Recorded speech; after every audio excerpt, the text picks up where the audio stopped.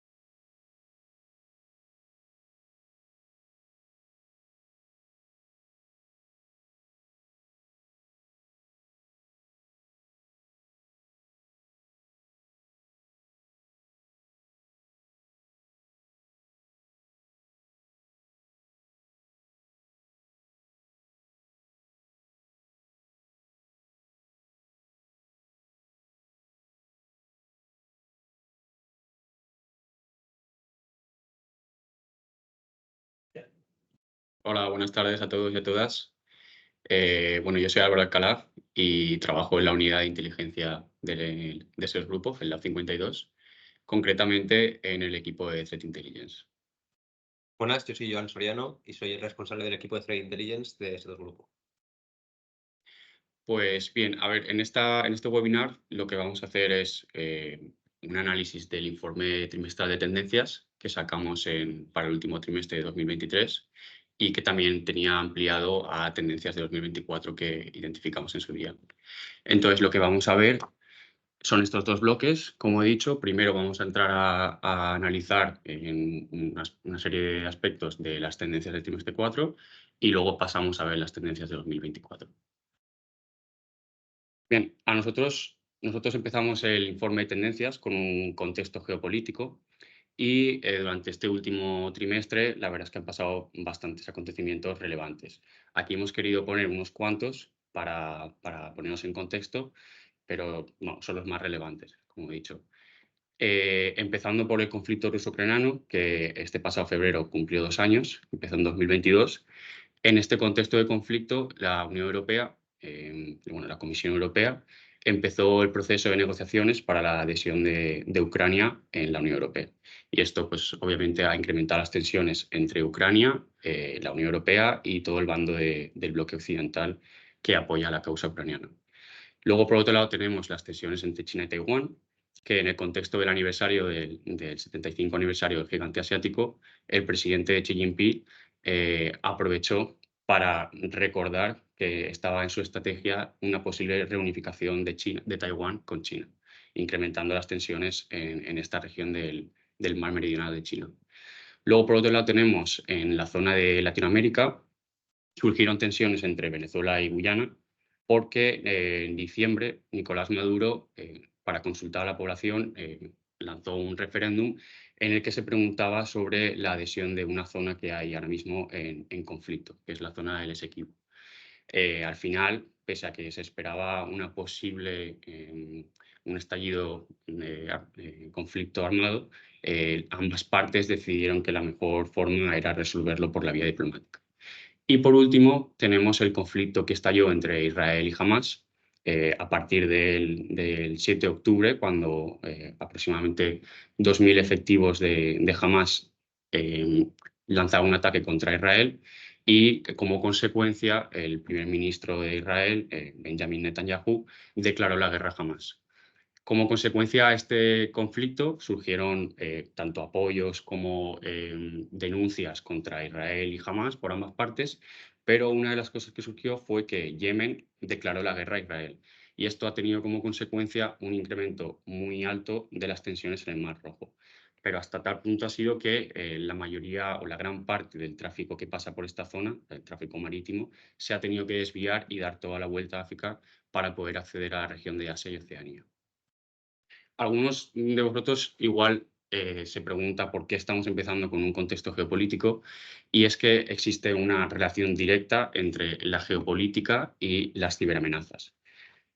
Como todos sabemos, si no todos, la gran mayoría de los estados, pues tienen en sus planes prosperar, crecer, desarrollarse y hacerse un hueco para tener una influencia a nivel internacional.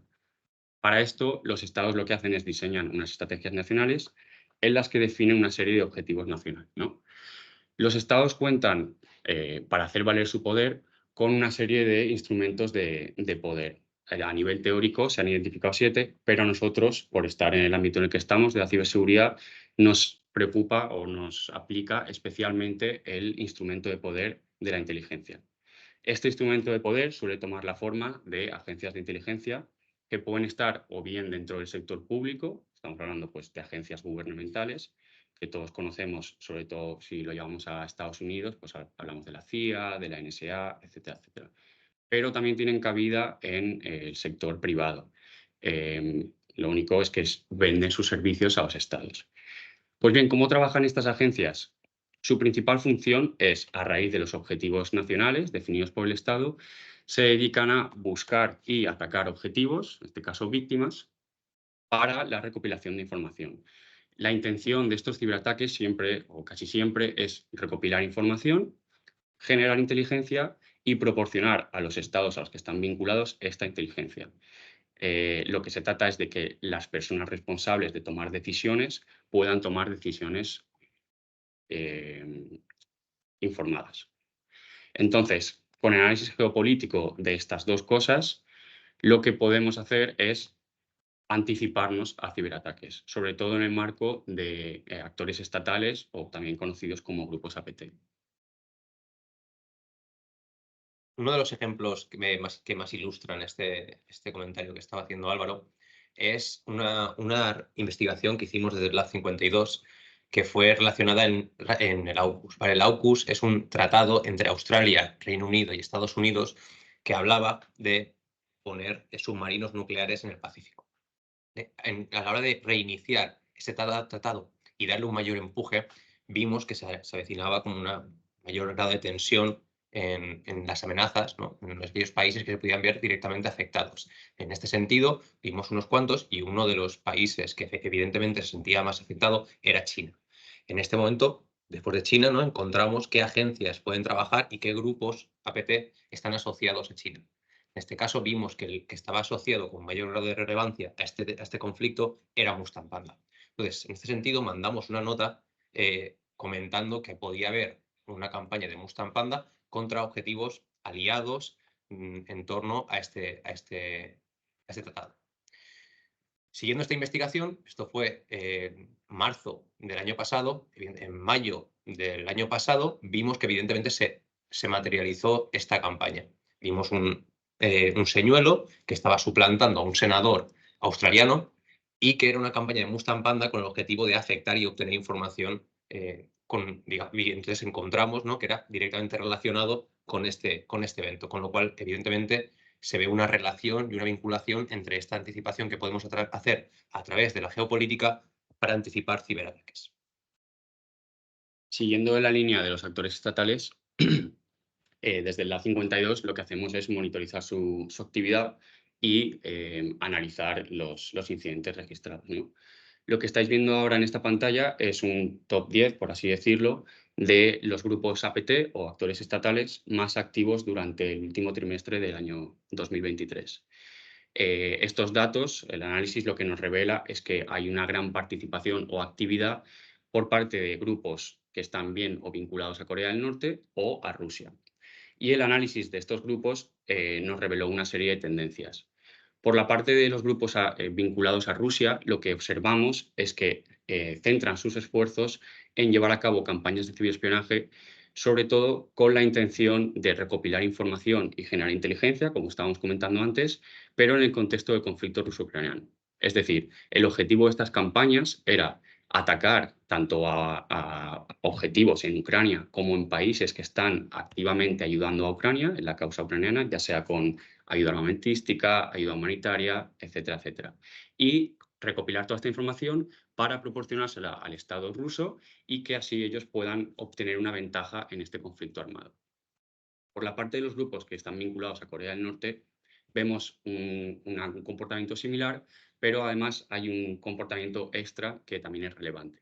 Como estábamos comentando con el caso de Rusia, Corea del Norte también lleva a cabo campañas de ciberespionaje y en este caso su área de actividad pues serían los países colindantes con este país, ¿de acuerdo? Sobre todo con los países que Corea del Norte reconoce que suponen un riesgo para el Estado o para el régimen. Tendríamos pues Corea del Sur, Japón, China, Rusia y aunque está un poco más alejado geográficamente, también tendríamos a Estados Unidos porque está activamente involucrado en esta tensión en la región. Pero lo que también observamos es que hay muchos grupos vinculados a Corea del Norte que su actividad consiste en llevar a cabo campañas masivas de cibercrimen con el objetivo de, a través de estos ciberataques, obtener una recompensa económica, un beneficio económico.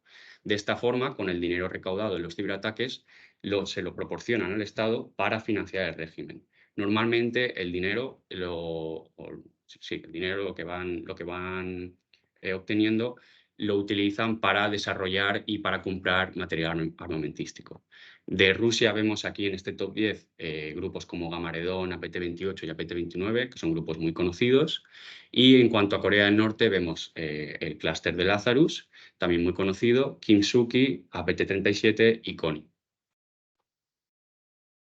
Ahora nos vamos a centrar un poco, vamos a entrar más en detalle en ciertas campañas relevantes durante otra vez este periodo de los últimos 3 meses de 2023 y vamos a analizar unas cuantas campañas de actores estatales vinculados a Rusia, China e Irán. Empezando por Rusia, tenemos el conocido APT-28, que forma parte del GRU, una unidad militar de Rusia, y lo que hemos observado durante estos 3 meses son principalmente campañas de ciberespionaje contra objetivos en Ucrania y, como hemos dicho, su objetivo es recopilar información para dar una ventaja al Estado ruso. La particularidad de estas campañas de PT28 durante estos 3 meses ha sido que a través de ciberataques utilizando técnicas de phishing y de spear phishing, estos actores han explotado una vulnerabilidad reciente de WinRAR que lo que permite es ejecutar de manera remota artefactos maliciosos que están embebidos en archivos comprimidos RAR, de forma que cuando la víctima ejecuta o abre este archivo, en segundo plano se está ejecutando el malware. Además, un análisis de las víctimas de estas campañas revelan que los ciberataques han estado muy concentrados en la infraestructura energética de Ucrania. ¿De acuerdo? Luego, por otra parte, tenemos al grupo APT29, también ruso, que ha llevado a cabo una serie de ciberataques en los que explotaba una vulnerabilidad de JetBrains, en concreto uno de sus productos que es TeamCity. JetBrains es una empresa que se dedica a crear productos, sobre todo para el desarrollo de software. Entonces, con lo que vemos en el análisis de este incidente o estos incidentes es que APT29 ha conseguido acceso a el código fuente de algunos productos de JetBrains. Esto lo que nos revela es una clara intención de comprometer la cadena de suministro para así obtener una nueva vía de entrada a las redes de los objetivos que ellos tienen definidos. Luego también, a raíz de un análisis de las víctimas, lo que vemos es que no comparten características comunes y por lo tanto nos lleva a pensar que estos son unos ataques oportunistas, es decir, indiscriminados. A raíz de esto, lo que esperamos ver es que en los próximos meses veamos un incremento en el número de software legítimo troyanizado. Luego, por otra parte, estaría el grupo Sandworm, que hemos observado que ha llevado a cabo varias campañas, en este caso destructivas, contra la infraestructura crítica de Ucrania, y que además hemos podido ver que utilizaba técnicas bastante novedosas, sobre todo en sistemas IT, OT, pero también en sistemas IT. Un análisis de estos incidentes y las cadenas de ejecución nos ha revelado que para los sistemas IT, o sea, perdona, OT, lo que pretendían era llevar a cabo técnicas y desplegar artefactos para conseguir la persistencia y permanecer dentro de estos sistemas. Sin embargo, en la parte de los sistemas IT, su objetivo era otro. Han desplegado artefactos que son wipers, cuyo objetivo es borrar todos los datos almacenados en determinadas unidades de almacenamiento de los sistemas infectados. Y por último, de actores estatales de Rusia, tenemos ITG-05, que está relacionado con el clúster de APT-28 y que, volviendo un poco al tema de la geopolítica, en sus ciberataques hemos visto cómo utilizaban el conflicto entre Israel y Hamas para utilizarlos en sus señuelos y así captar la atención de las víctimas que ellos tenían definidos. Además, el análisis de estas víctimas ha revelado que en su gran mayoría eran agencias, ya sea gubernamentales, privadas o incluso ONGs, se dedicaban a la ayuda humanitaria para ayudar a la causa ucraniana, ya sea que estuviesen activamente ayudando o en proceso de. En cuanto a los actores estatales de China, hemos visto dos campañas relevantes. La primera de ellas, llevada a cabo por el actor estatal Ghost Emperor, en el que hemos visto campañas de ciberespionaje contra una organización gubernamental en Indonesia. En estas campañas han utilizado técnicas de phishing, de explotación de vulnerabilidades y de intercepción del tráfico de red. El caso del compromiso de una organización gubernamental en Indonesia es especialmente relevante porque Indonesia, aparte de estar localizada en la región del mar meridional de China, una región, como os he comentado, está en un momento de tensión, este país está estableciendo relaciones muy buenas tanto con Japón como con Australia como con Estados Unidos, que son las principales amenazas para China en este contexto. En segundo lugar, tenemos a Todicat, que ha llevado campañas de ciberespionaje contra el sector industrial y de telecomunicaciones, y hemos visto que los objetivos estaban en países como Kazajistán, Pakistán, Vietnam o Uzbekistán. Esto es especialmente relevante porque estos países hemos visto que entran dentro del proyecto impulsado por China de la nueva ruta de la seda. Por lo tanto, es muy probable que estas campañas de ciberespionaje pretendan recolectar información para asegurarse de que el proyecto funciona bien y todo se desarrolla como tienen pensado. Por último, el caso de los actores estatales de Irán. También hemos visto dos campañas relevantes. La primera de ellas de OilRig, también conocido como APT-34, y en sus campañas de ciberespionaje, OilRig se dirigía principalmente contra entidades gubernamentales y empresas israelíes. Además, hemos visto como técnica novedosa que utiliza Microsoft OneDrive para comunicarse con Command and Control.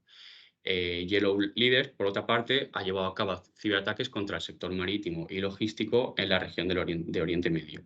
Y hemos visto que comprometía webs estratégicas para robar datos. No sabemos si para utilizarlos luego o para venderlos, pero han robado datos de estos objetivos. Y ellos también, como técnica novedosa, han utilizado el correo electrónico como vía de comunicación en su comando y control.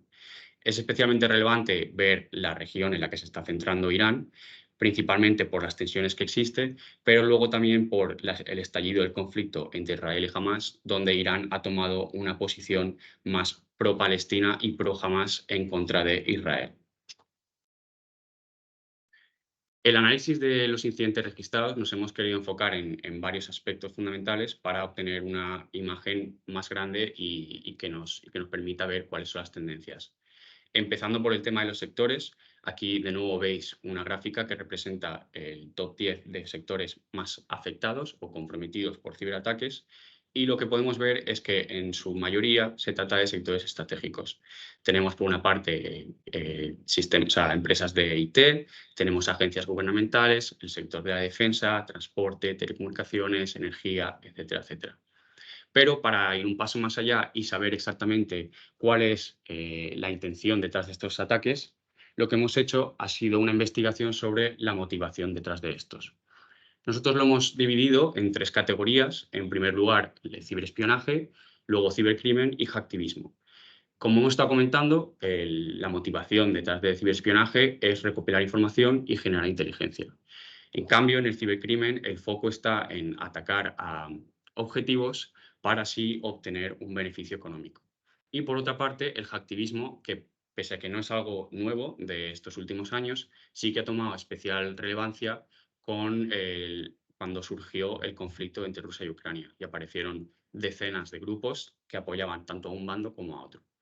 En este sentido, lo que hemos visto es que los incidentes de ciberespionaje o las campañas se centran principalmente en sectores estratégicos. Como podéis ver aquí en la gráfica, claramente se enfocan contra agencias gubernamentales, pero también vemos como diplomacia se ve muy afectado o incluso la población civil o empresas de telecomunicación.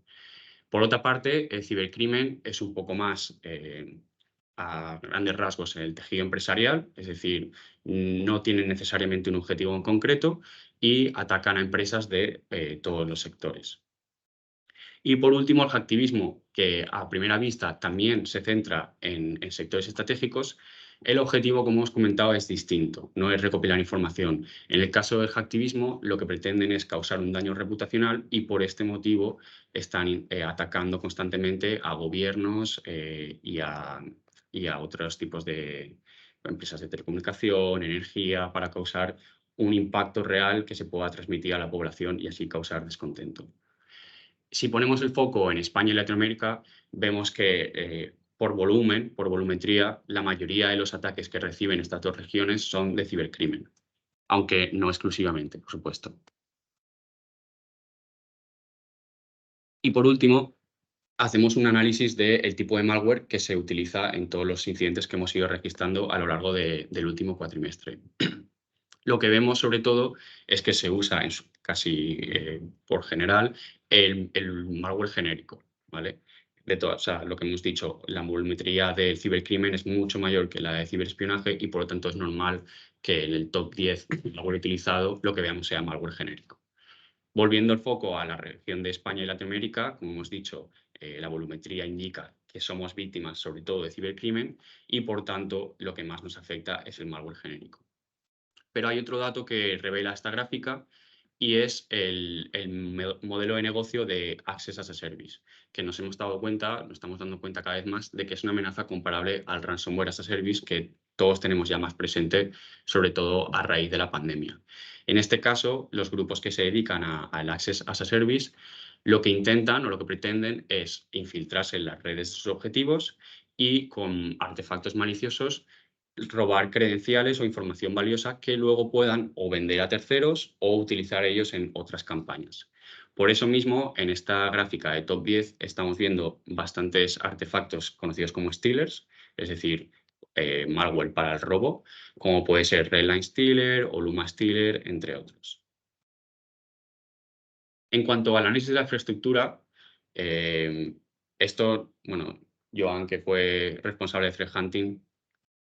Sí, bueno, es conocido que los actores tienen preferencia por aquellos proveedores de servicio que ponen más fácilmente accesible el registro también tanto por unos medios, ¿no?, de poca trazabilidad.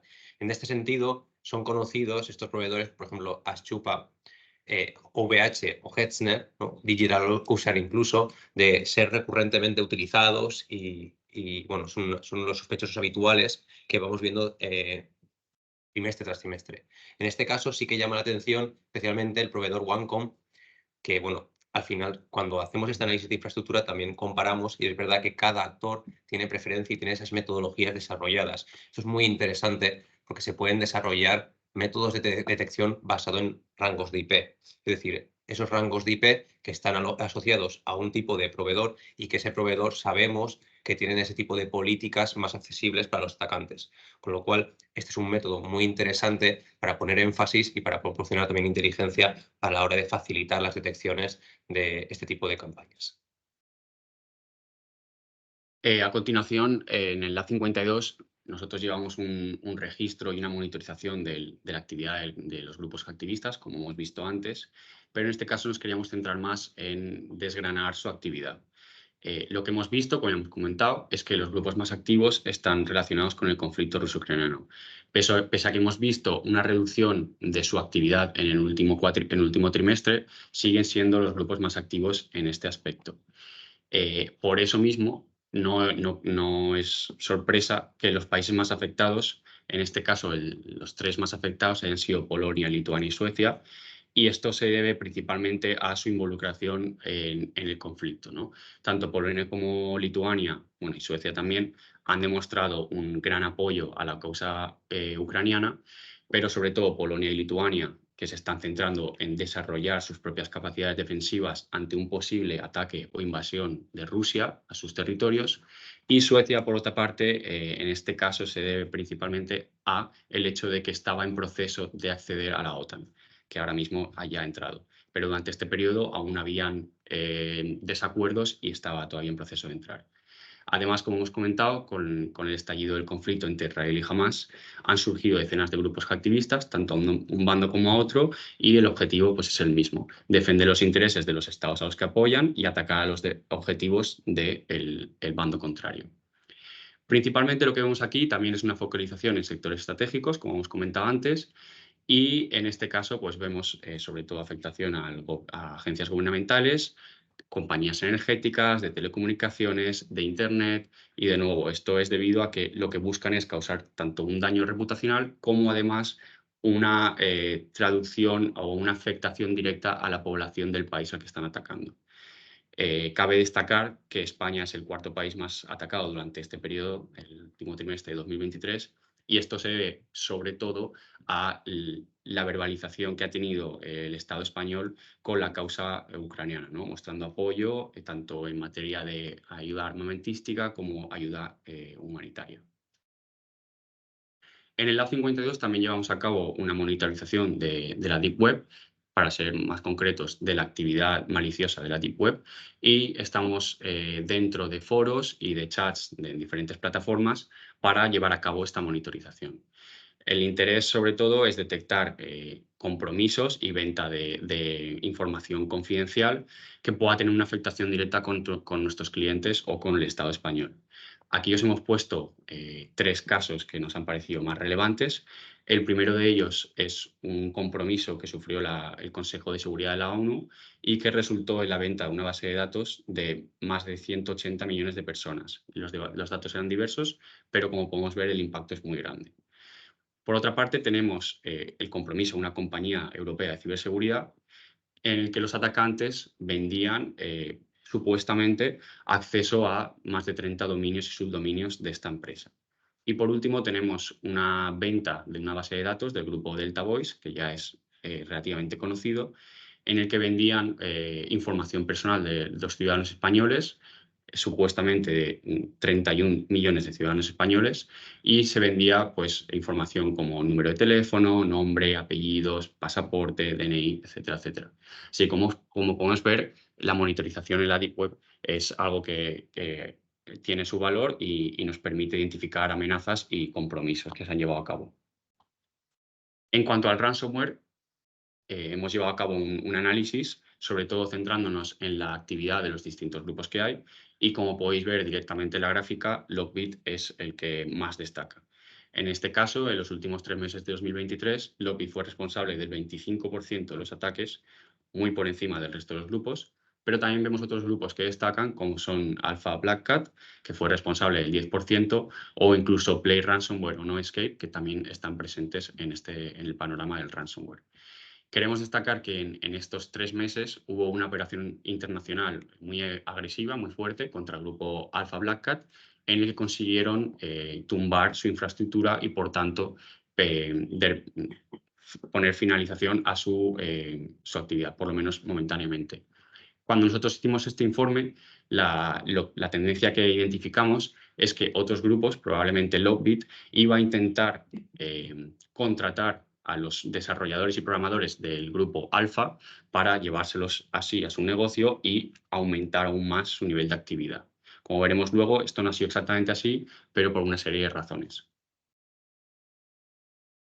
En el tema de vulnerabilidades, nosotros llevamos también a cabo un análisis de la volumetría y del tipo de vulnerabilidades que se publican y vemos que en este último trimestre, las vulnerabilidades publicadas disminuyeron con respecto al anterior, pero aún así estamos hablando de números bastante grandes. Estamos hablando en torno a 3.000 vulnerabilidades publicadas cada mes.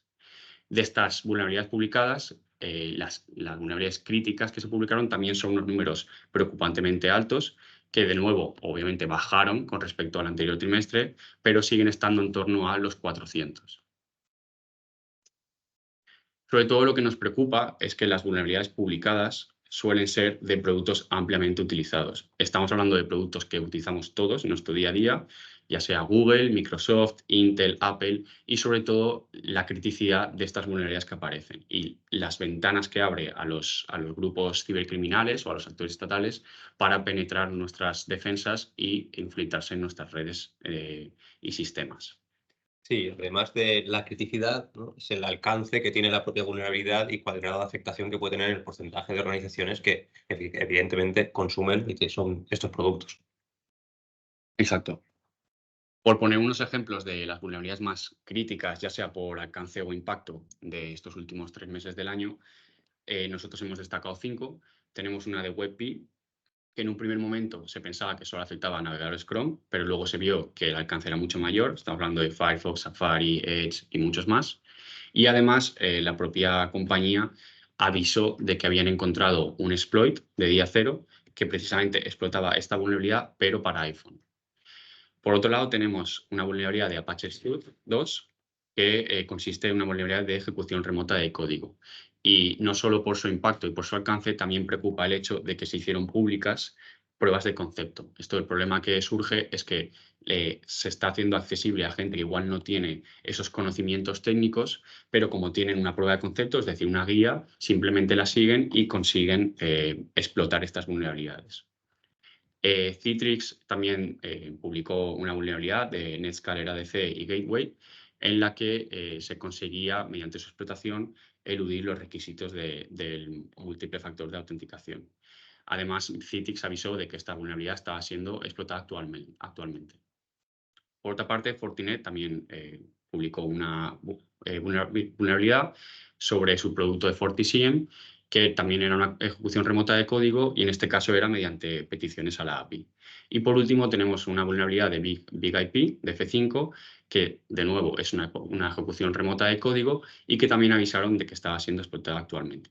Como podemos ver, son productos y compañías que utilizamos a gran escala, o sea, son productos que utilizan ampliamente a nivel global y estamos viendo una tendencia de vulnerabilidades, sobre todo explotadas actualmente, de ejecución remota de código. Por lo tanto, los atacantes consiguen penetrar desde fuera nuestras defensas a través de la explotación de estas vulnerabilidades. Ahora pasamos ya al bloque de tendencias de 2024, en las que hemos identificado a raíz del análisis de 2023 nuestras predicciones en lo que va a ser en diferentes marcos. En el contexto geopolítico que estamos hablando, el año 2024 es especialmente relevante porque es un año electoral, ¿de acuerdo? Durante el 2024 se van a llevar elecciones en más de 60 países, que esto supone más de un 4% de la población mundial, y algunas de ellas definirán el futuro del contexto geopolítico internacional. Tal es el impacto que van a tener el resultado de algunas de estas elecciones que los actores internacionales van a hacer todo lo posible para obtener información y así poder prepararse a los posibles cambios que se vengan. Sobre todo tenemos elecciones en países como India o Pakistán, Bután, etcétera, etcétera, cuyo resultado va a marcar las relaciones que va a tener esta zona del continente asiático, sobre todo con Occidente y con China, por la disputa que hay. Y luego tenemos, pues también, bueno, ya las hemos tenido, elecciones en Taiwán que van a definir sobre todo la relación entre Taiwán y el gigante asiático y la relación que tendrá Taiwán con el bloque occidental y, por tanto, la disputa en esta región del mar del sur de China. Probablemente las más importantes o las que más atención están recibiendo son las elecciones de Estados Unidos, porque van a marcar el futuro en conflictos armados como el ruso-ucraniano o el de Israel-Hamás. Esto se debe principalmente a que en ambos bandos de las elecciones, cada uno de los representantes tiene una postura distinta y, por lo tanto, el apoyo o no apoyo variará en función de quién gane las elecciones. Por este motivo que estamos comentando, esperamos una gran actividad por parte de los actores estatales, sobre todo en forma de ciberespionaje, pero también lo veremos en ciberguerra y, muy importante, en campañas de desinformación y campañas de influencia. El objetivo de esto es básicamente influenciar a la población que tendrá que votar y, por tanto, están intentando condicionar el voto y los resultados de las elecciones.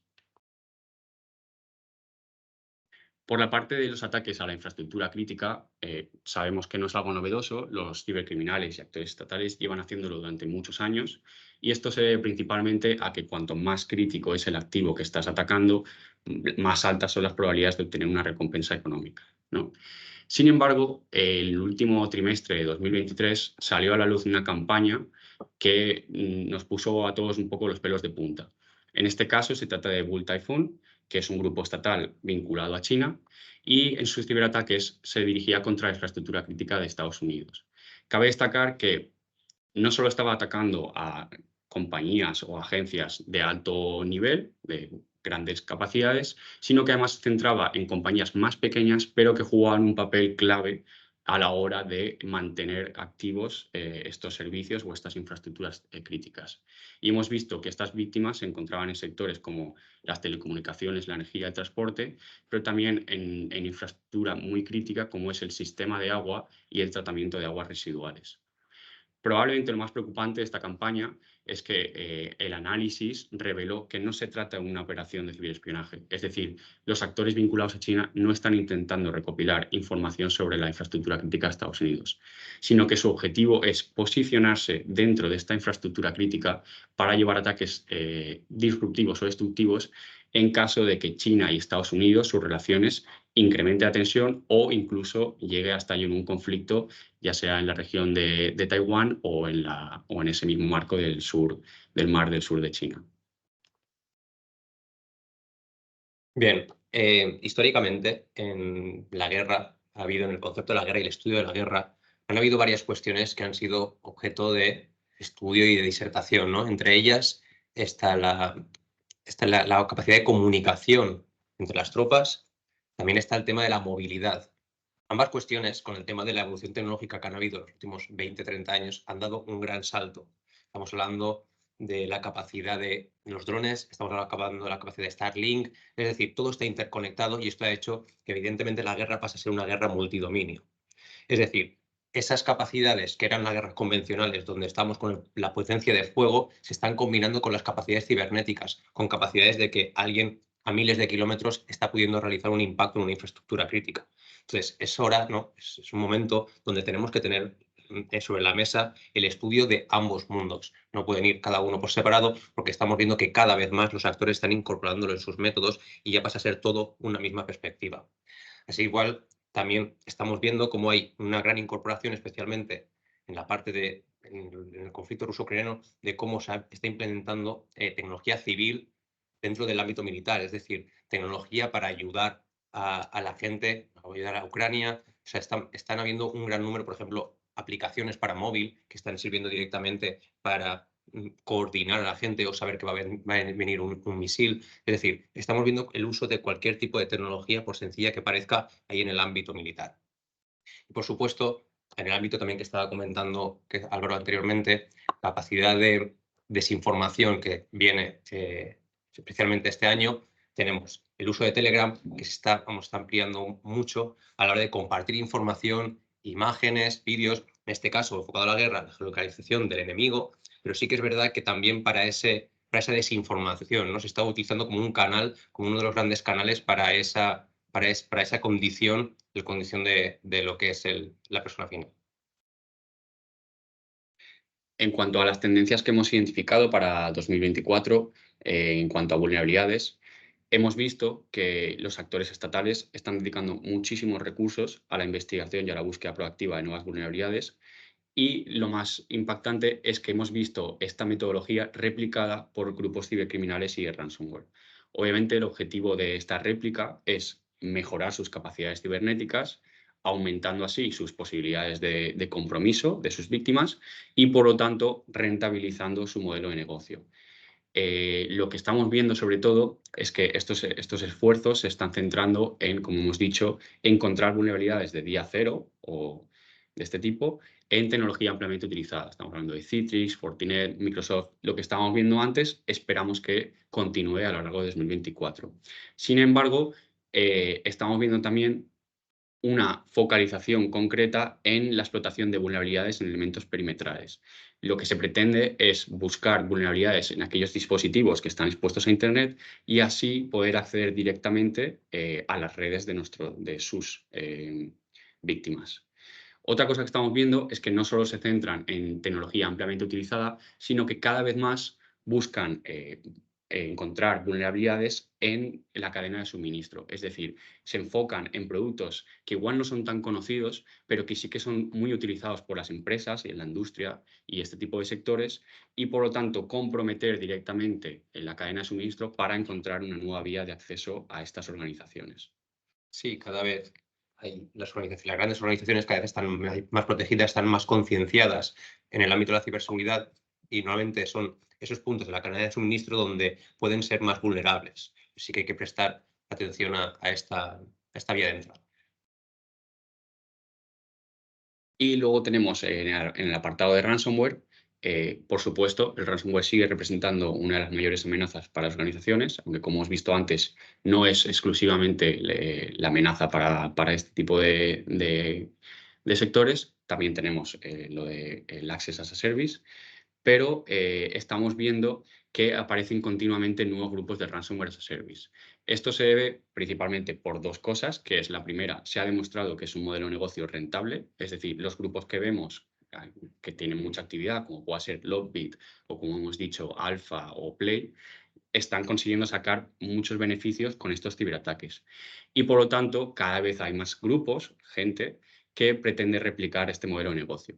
Pero además se junta con que eventualmente o continuamente estamos viendo filtraciones del código fuente de estos artefactos de ransomware que se está probando que funcionan y que son rentables, y por lo tanto lo que hacen los nuevos grupos es analizan el código fuente que ha sido filtrado y lo replican o hacen sus propias variantes. Entonces, estamos viendo un aumento en el número de grupos. Además, por otra parte, lo que se prevé es un aumento en los ataques a la infraestructura crítica, sobre todo de países occidentales. Esto se debe también a varias cosas. En primer lugar, porque algunos de estos grupos, sobre todo los más relevantes, han demostrado o han incluso verbalizado su apoyo a Rusia en su lucha contra Ucrania y, por lo tanto, están focalizando sus esfuerzos o sus recursos a atacar a países occidentales.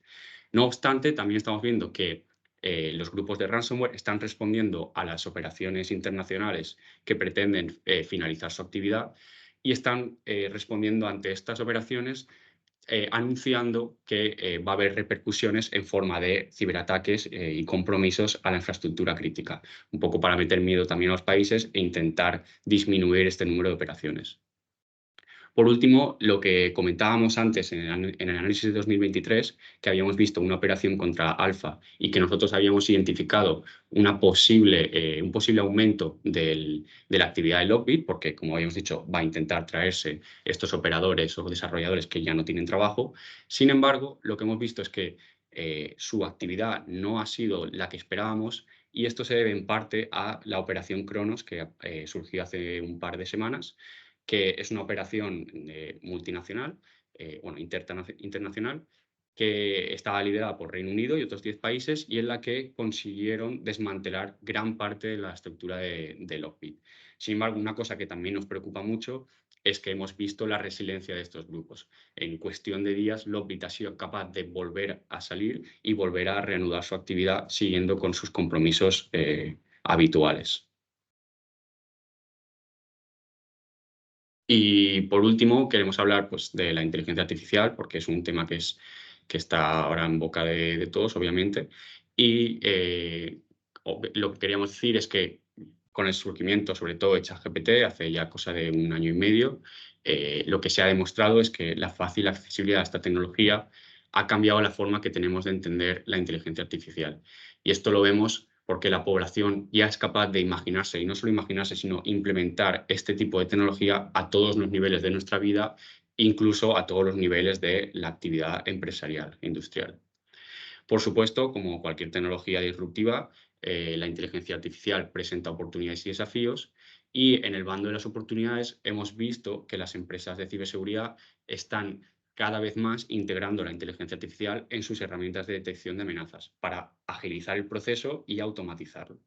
Sin embargo, como contrapuesta, en la parte de desafíos vemos que los atacantes cada vez más están implementando esta tecnología y lo hacen, sobre todo en el marco que estamos hablando del año electoral, para creación de desinformación y contenido falso a una velocidad abismal, y para la explotación de sesgos, como estamos comentando, para la influencia del voto o para condicionar los resultados de las elecciones. También vemos cómo están automatizando procesos de recolección de datos biométricos y otros datos sensibles. La parte que nos preocupa al ámbito de la ciberseguridad, sobre todo, es cuando se integra esta inteligencia artificial no supervisada en sistemas que son críticos o en herramientas de seguridad. Es decir, donde antes dependía del factor humano, esta integración sin tener claro todavía el funcionamiento y el output que tiene la inteligencia artificial, cómo puede afectar a estos sistemas críticos. Y en principio, eso sería todo. Ahora, si queréis, me comentan que podéis escribir preguntas y las contestamos.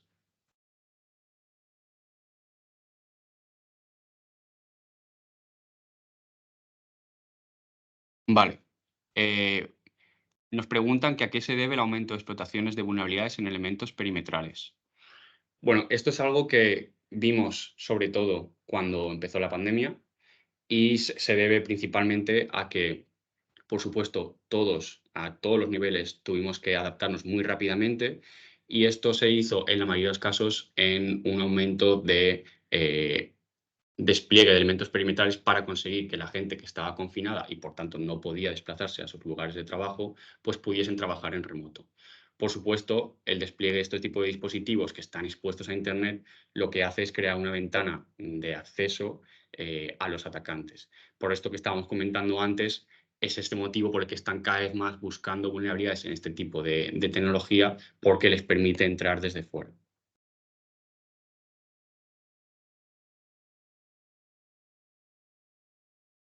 Vale. Nos preguntan también ¿qué tipo de capacidades para la defensa puede ayudar a la inteligencia artificial? ¿Contestas tú? ¿Contesto yo?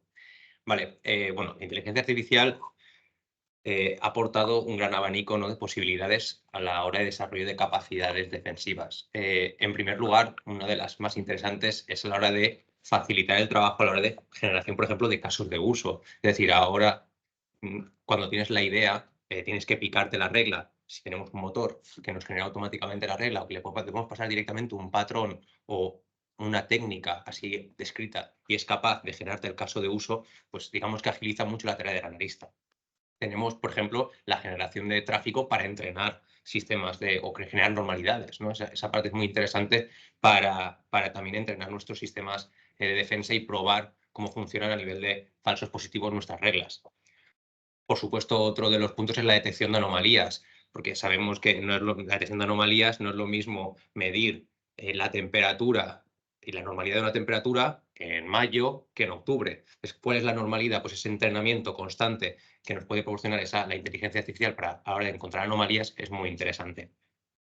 Por supuesto, hay otra parte, por ejemplo, el tema del clustering de información a la hora de encontrar distancias n-dimensionales. Por ejemplo, podemos no ceñirnos a la hora de detecciones explícitamente iguales, ¿no?, iguales que una detección basada en una regla, sino a la hora de encontrar parecidos. Sabemos que los atacantes cambian sus procedimientos, hacen pequeñas variaciones y una de las posibilidades es decir, bueno, no hace falta que haga un match exacto con la regla, sino que me digas que se parece con un alto grado de posibilidad, ¿no? Entonces, digamos que hay varias posibilidades y desde luego todas son bastante interesantes para explorar y que nosotros estamos implementando en nuestras herramientas, tanto en Carmen como en Gloria.